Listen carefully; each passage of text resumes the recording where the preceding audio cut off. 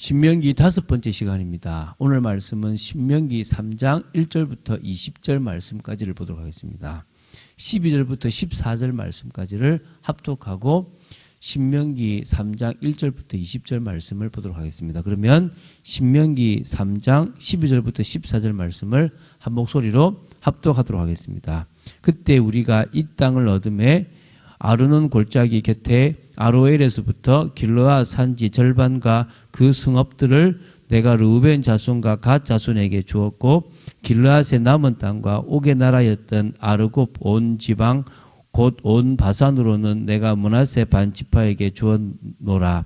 바산을 옛적에는 르바임의 땅이라 부르더니 므낫세의 아들 야일이 그술 족속과 마아가 족속의 경계까지의 아르곱 온 지방을 점령하고 자기의 이름으로 이 바산을 오늘까지 하봇 야일이라 불러오느니라. 아멘. 자, 오늘 이제 요단 동쪽에 있는 땅들이 있어요. 하나님께서 선물로 주신 부분인데요. 어제에 있어 오늘도 이제 그 한 땅을 또 정복하고 또 이렇게 하나님 앞에서 이렇게 주신 선물이라고 고백하게 되거든요. 어제는 아모리 족속들 중 헤스본 왕 아모리 사람 시온과 그 땅을 그 나라를 이제 점령한 것에 대한 내용이었고요. 오늘은 바산 왕 옥과 그 나라와 그 나라를 점령한 것에 대한 내용이라고 보시면 됩니다.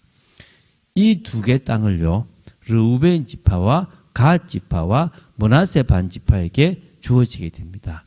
그 부분에 대해서 설교를 하며 회고하는 그런 부분들이 오늘 나온다는 것을 보게 됩니다. 한번 보면서 우리가 조금 하나님께서 우리에게 주시는 메시지를 좀 봤으면 좋겠습니다. 길게 하지 않았으면 좋겠습니다. 이 바산이라는 나라가 지금 나와요. 이 바산이라는 나라는 대단히 강한 나라였다고 나옵니다. 바산한 옥은 11절에 나와 있는 대로 엄청난 거인이었습니다. 힘도 엄청났고요. 암몬 족속들에 의하여 보존된 그 바산왕 옥의 침대가 있는데요. 이게 뼈대 유물이 있는데 그들의 가장 큰 도성에서도 이게 희귀한 것으로 보이는 그런 거예요. 이게 얼마냐면 침대의 뼈대의 재료를 보면 이게 조금 그 보면 이게 진짜 체중이 많이 나가는 사람 거인이 거기에 누웠다는 걸 알 수가 있는데요. 침대의 길이가 9규빗이고요. 넓이가 그러니까 이게 옆으로가 이제 4규빗이에요. 한마디로 말하면 한 규빗이 이 45.6cm쯤 되거든요. 그러니까 45, 팔뚝에 요걸 생각하면 되거든요. 그러면은 침상의 길이가 약 4.1m가 되는 거예요. 그러면 옆으로 너비가 1.8m가 돼요. 옆으로 제가 누울 것 같아. 옆으로. 이 침대가 이게 거인이 눕는 거잖아요. 이랬던 이 바산왕 옥이에요. 대단한 사람이죠. 이 나라가 얼마나 강했겠습니까? 그런데 이 나라를요, 하나님이 이스라엘 백성들에게 주셨다는 거예요. 그래서 그 군대를 쳐서 3절에 보면 한 사람도 남기지 않았다라고 지금 고백하고 있습니다. 하나님이 하신 거죠. 4절, 5절에 보면요, 바산왕 옥이 이렇게 성벽 없는 여러 이렇게 그 고을들과 합쳐서 요새화된 어떤 60개의 성읍이 있는데 그 길을 딱 쥐고 이렇게 움직일 만큼 힘이 있었대요. 그런데 하나님과 함께하는 이스라엘 앞에서는 아무것도 아닌 게 되었다는 거예요. 여러분, 세상을 두려워하지 마세요. 대단해 보이고 힘 있어 보여도 결국은 하나님을 믿고 나아가고 언약 붙잡고 나아가는 사람들 앞에서는 이길 수가 없습니다. 당장 우리가 안 되는 것처럼 보이고 우리가 지는 것처럼 보이지만 그건 속는 겁니다. 오히려 우리가 이긴다는 사실을 기억하시기 바랍니다. 그래서 결국은 바산 나라가 아무리 강해도 결국 이스라엘에게 패배를 하였고요. 이스라엘은 바산 나라의 모든 성읍을 다 취하였다고 4절에 나옵니다. 그리고 그들 모두를 다 침멸했다라고 6절에 나오고요. 그들은 모든 것을 자신들의 소유로 삼았다고 나옵니다. 자, 이제 11절부터 20절까지 가요. 그래서 이제 이스라엘 백성들은 요단강 동쪽 아르논강에서 헤르몬 산까지 이르는 이 비옥한 땅을 모두 자기들의 손에 넣었습니다. 넣고 나니까 이 땅을 이게 뭡니까? 이렇게 누군가가 가지고 싶은 생각이 드는 거예요. 자, 그래서 먼저 이 땅을 소유한 것은 용기를 북돋아주기 위한 하나님의 은혜이기도 하고요. 또 이 에돔과 모압과 암몬을 건드리지 않았던 또 그것에 대한 어떤 하나님의 보상이기도 했던 부분도 있고요. 또 이스라엘을 건드리는 자들이 어떻게 무너지는가를 하나님께서 보여주신 것이기도 합니다. 자, 어쨌든요. 이때 르우벤과 갓 지파가 중심으로 뭐였냐면 이 땅 주십시오. 우리가 목축하기에 딱 좋습니다라고 하니까 처음에 모세가 반대를 하잖아요. 왜냐하면 너희들이 지금 가나안 서쪽을 정복 못하게 지금 너희들이 힘 빼고 있는 거다. 너희들이 여기 정착해버리면 그러니까 10지파가 가서 싸워야 되는데 그게 되겠냐? 말이 안 된다라고 처음에 반대를 하는데 그때 이제 르우벤 지파와 갓 지파가 우리가 가서 끝까지 선발대까지 싸우겠습니다라는 조건을 달게 되므로 거기에 가는데요. 거기서 이 므낫세 이 반지파도 여기에 정착하게 되는데 그 이유가 이 설교에서 나와요. 그러니까 르우벤 지파하고 갓 지파는 요청을 했기 때문에 주어졌다라고 본다면 이 므낫세 반지파는 어떻게 되었는지가 좀 나옵니다. 그래서 어찌 보면 이 특별한 땅을 여기에 주는데요. 사실 이게 좋은 건 아니에요. 왜냐하면 강을 건너기 때문에 이 사람들이 지금 은혜를 선택한 것이 아니고 뭘 선택했습니까? 이익을 선택했어요. 여러분 신앙생활에 있어서요. 이익을 선택하는 것보다 위험한 게 없습니다. 절대 할 수만 있으면요. 이익 선택하지 마세요. 뭘 선택하라고요? 신앙에 유익한 쪽을 선택하셔야 돼요. 지금 당장 잘 먹고 지금 당장 우리에게 지금 도움이 되는 땅을 선택하는 순간부터 영적으로 다운되기 시작해요. 영적으로 하나님과 멀어지기 시작해요. 그러면 나중에는 불신자보다 더 못한 상태가 될 수도 있는 거예요. 그 결국은요. 가장 먼저 아수르한테 멸망당했던 땅이라고 보시면 돼요.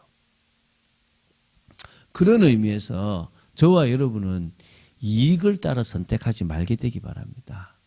저는요. 이거 하나 지킬 수 있었던 게 진짜 축복이에요. 제가 이익을 선택하지 않으려고 몸부림치고 또 몸부림치잖아요. 지금도 저한테 그런 유혹들이 상당히 많습니다. 근데 그럴 때마다 제가 그거 신경 안 쓰려고 하는 거예요. 그거 신경 안 쓰려고. 어쨌든 자, 이 지파들이 이제 나오는데 여기서 이제 이 므낫세 지파가 있는데요. 이 므낫세 반지파를 여기다가 이렇게 할당하게 돼요. 그래서 요셉 지파가 에브라임 지파와 므낫세 지파로 나눠요. 그러니까 요셉은 두 몫을 받았어요. 그러니까 육신적인 장자예요. 영적인 장자는 유다가 되는 거고, 그래서 르우벤은 사실 장자권을 놓쳤다라고 보시면 되겠죠. 그런데 이 므낫세 반은요, 이 요단 이편이고 이 다른 반은 이제 요단 저편 쪽에 이제 저희 다시 말하면 서쪽 쪽에 이제 나누어 있게 돼요. 그래서 이게 결국 요단 동쪽에 있는 것은 야일과 마길이 나누어 가져요. 아까 말했지만 이것을 잘 싸워 이겼기 때문에 그래서 거기에 이제 분배를 하게 되는데요.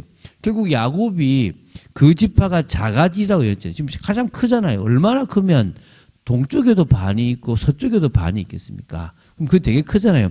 근데 결국 그것 때문에 나누어짐으로 작아져 버린 거예요. 결국 안타까운 일이 벌어진 거죠. 그리고 이 조건이 아까 얘기했죠. 어떤 조건이라고요? 요단 이 서쪽으로 이 두 지파 반이 뭐요? 강력한 군대를 데리고 가서 선발대를 이제 자처하고 거기서 그 전쟁이 끝날 때까지는 자신들이 있는 곳으로 돌아오지 않고 다 하고 나서 돌아오는 거예요. 나중에 돌아올 때도 보면은 여호수아서에 보면은 되게 이렇게 좋은 것들을 하기도 해요. 같은 민족이었다는 표시를 내고 신앙이 하나였다는 것을 얘기하지만 결국 요단 강이라는 이것 때문에 결국 거의 멀어져 버리는 그런 안타까움이 사실은 있죠. 자, 그럼 여기서 지금 볼 게 뭐냐면 결국은요 조건부였잖아요. 이걸 지금 인식시켜주고 있는 거예요. 너희들은 내가 죽더라도 반드시 여호수아의 명령을 따라서 어디를 들어가라? 가나안 정복에 들어가라. 이 얘기를 지금 이 설교를 통해서 하고 있는 거예요. 하나님이 약속을 지키는 만큼 너희들도 약속을 지켜라 이 말이에요. 어떤 의미에서 우리가요 하나님이 우리에게 주신 그 사명을 믿음으로 감당해야 되는 거예요. 그게 지금 중요한 거예요. 내게 육신적인 걸 얻기 위해서 주님께 이거 하겠다라고 하고 안 되면 안 하는 그런 어리석은 짓 하지 마시고요. 여러분들이 정말 주신 그 복이 하나님의 복이라고 믿으면요. 여러분이 하나님 앞에 서원하고 약속했던 것을 지켜나가세요. 뭐 안 지킨다고 지옥 가게 하겠습니까? 그런 개념이 아니라 진짜 내가 받은 구원이 주님이 주신 가장 큰 구원이라면 당연한 것이 되어지는 거고요. 두 번째, 이 르우벤 갓 지파처럼 육신적인 것을 붙잡고 살아가지 말라는 거예요. 할 수만 있다면 뭡니까? 은혜 중심으로 나아가라는 거예요. 그래야 사실은 후대가 살아나는 거예요. 후대가 살아나는 축복을 누리지 않으면 끝나는 거예요. 그게 우리가 하나님 앞에서 해야 될 것입니다. 왜 우리가 복음 안에서 개인을 확립하고 왜 우리 성도들을 계속 확립하는 교회 공동체를 만들려고 합니까? 이유는 간단해요. 그게 나를 살리고 내 가정을 살리는 길이에요. 근데 그것 이전에 하나님의 나라를 현장 곳곳에 세우는 거예요. 제가 어제도 우리 이렇게 기도회, 저는 기도회를 자꾸 많이 만들거든요. 만들면서 제가 뭐냐면 고백하자. 마태복음 16장 16절만 고백했는데 어떤 일이 벌어지는지 우리 한번 보자.